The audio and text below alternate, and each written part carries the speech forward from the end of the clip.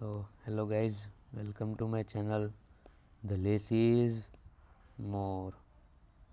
So today we'll discuss an editorial from Indian Express, and it is about the some regulations that we should have for the live-in relationships. Okay, so I don't know much about it, but let's start the editorial directly.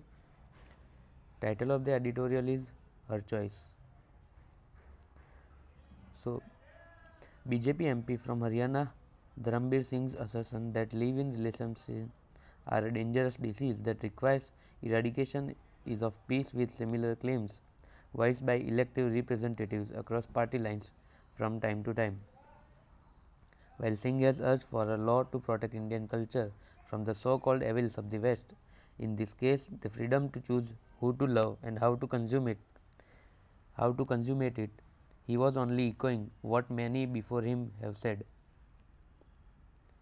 Last year, for instance, in the aftermath of gruesome murder of a young woman by her live-in partner, Union Minister of State, Minister of Housing and Urban Affairs, Kaushal Kishore had suggested that educated women are complicit in violence against them when they opt for non-traditional relationships over marriages.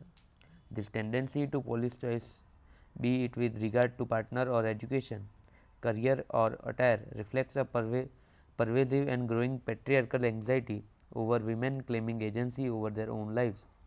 It is not incidental that it comes at a time when women have emerged as an irreversible force in India's public life, heading institutions such as Council of Scientific and Industrial Research, helming projects such as Chandrayaan 2, from the historic Nari Shakti Vandan Adhiniyam ensuring greater representation of women in legislatures to the Permanent Commission of Women in the Armed Forces, from initiatives such as Beti Bachao Beti Padhao and the Ujjwala scheme to the institution of Mahila Shakti Kendras in rural areas.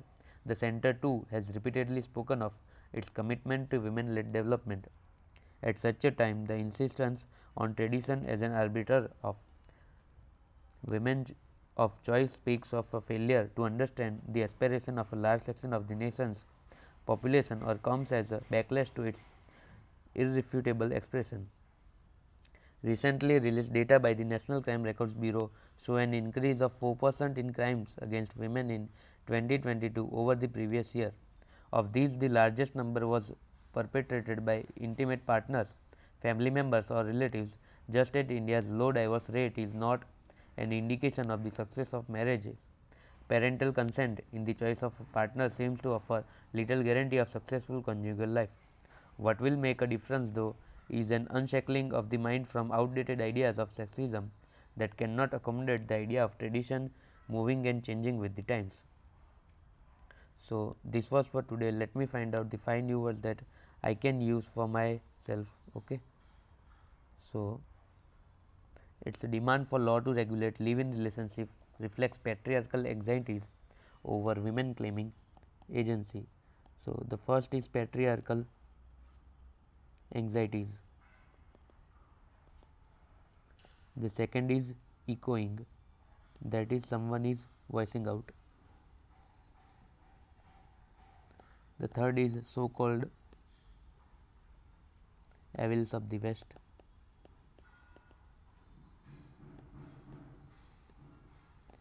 And the fourth is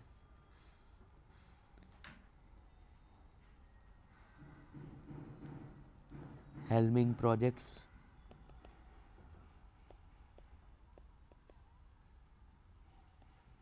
And the fifth is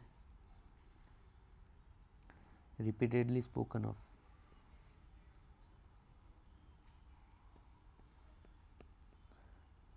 Okay, so this was for today, guys. I also recommend you to comment in the comment section the 5 new words that you find appropriate for yourself to use in your daily conversation as well as writings. Okay, so till bye bye, signing off for the